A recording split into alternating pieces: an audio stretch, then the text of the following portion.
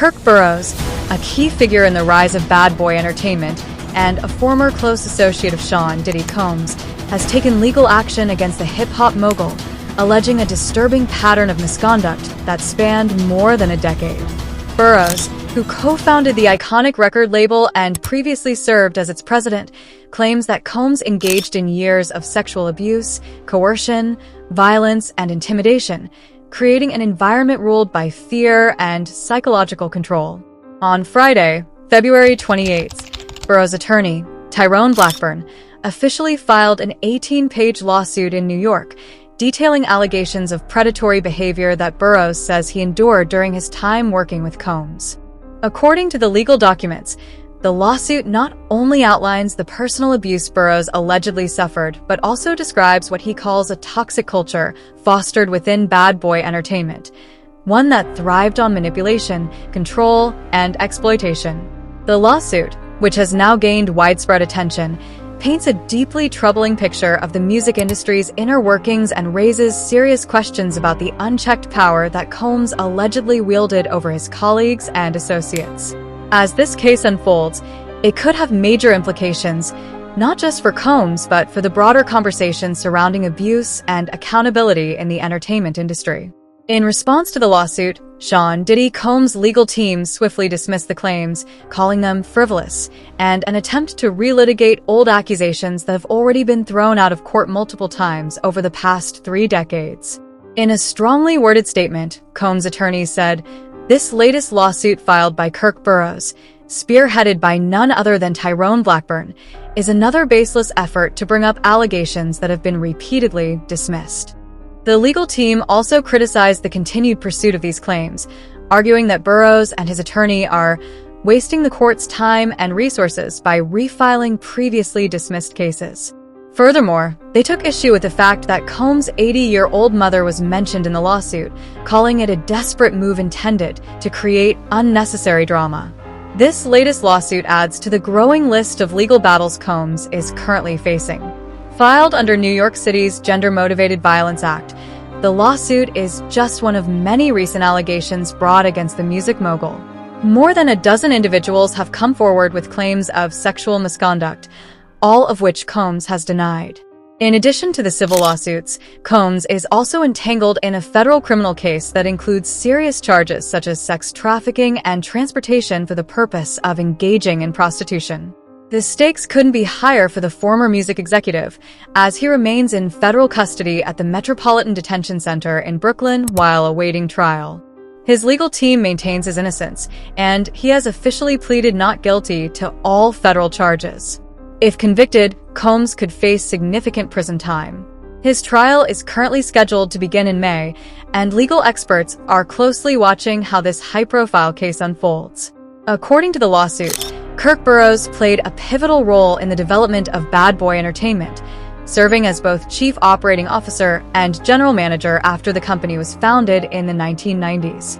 However, the complaint alleges that during his tenure, Sean Diddy Combs subjected him to repeated instances of sexual coercion, exhibitionism, and psychological manipulation in their shared workplace. Between 1992 and 1994, the lawsuit claims that Combs engaged in a disturbing pattern of behavior, allegedly forcing Burrowes to witness explicit sexual encounters involving employees, interns, aspiring artists, and other third parties at the Bad Boy Entertainment offices. The legal filing argues that Combs used these encounters as a means of exerting control, reinforcing a toxic culture through humiliation and intimidation. Burrowes further alleges that Combs would often summon him under false pretenses, using the company's intercom system to call him into a room where he would then be forced to witness Combs receiving oral sex or engaging in other explicit acts. The lawsuit claims that these actions were deliberate attempts to psychologically break down Burrowes' resistance and establish dominance over him, making submission a requirement for remaining in Combs' inner circle. Additionally, the lawsuit details that Combs allegedly made frequent inappropriate and sexually suggestive comments about Burrowes' body. Furthermore, Combs reportedly insisted that witnessing his sexual activities was simply part of the culture of the entertainment industry and framed it as a necessary rite of passage for success.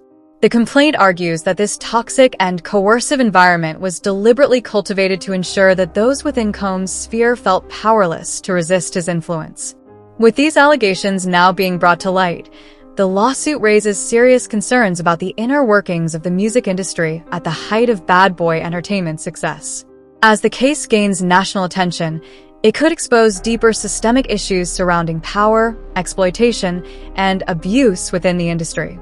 The lawsuit further alleges that Combs' behavior escalated between 1995 and 1996, moving beyond coercion and manipulation to outright physical force and submission.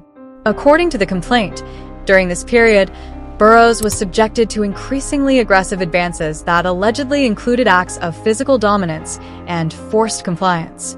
One particularly disturbing allegation involves a 1995 business trip, where Combs is said to have demanded that Burrowes watch him masturbate. The complaint also details another alleged incident later that year, in which Combs reportedly pinned Burrowes down onto a bed and simulated intercourse until he ejaculated. Additionally, Burrowes accuses Combs of repeatedly grabbing his genitals without consent and pressuring him into unwanted sexual acts. The allegations continue with claims that Combs requested Burrowes perform sexual acts on him, including handjobs, oral sex, and the use of objects on him anally. The complaint paints a deeply unsettling picture of power abuse, in which Burrowes allegedly faced constant psychological and physical coercion from his former business partner. Beyond the allegations of sexual misconduct, the lawsuit also outlines instances of intimidation and financial coercion. The complaint claims that at one point, Combs stormed into Burrowes' office armed with a baseball bat, demanding that he sign over his 25% ownership stake in Bad Boy Entertainment, incorporated under the threat of violent repercussions. Fearing for his safety, Burrowes alleges that he reluctantly signed away his stake in the company in 1996 without receiving any financial compensation. The lawsuit further claims that Combs took active steps to erase Burrowes' contributions to the success of Bad Boy Entertainment, systematically removing him from the company's history. Burrowes also accuses Combs of continuing harassment and blacklisting efforts long after their professional relationship ended. The complaint alleges that as recently as 2022, Combs personally contacted industry executives, warning them not to work with Burrowes and labeling him as untrustworthy, effectively destroying his career opportunities.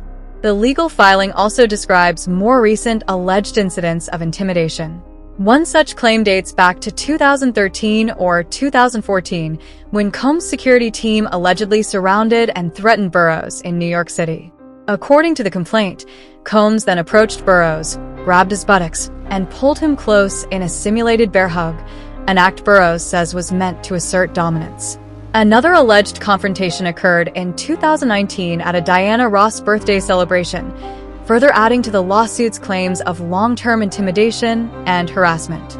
As these allegations surface, the case continues to gain widespread attention, raising serious concerns about abuse of power in the music industry.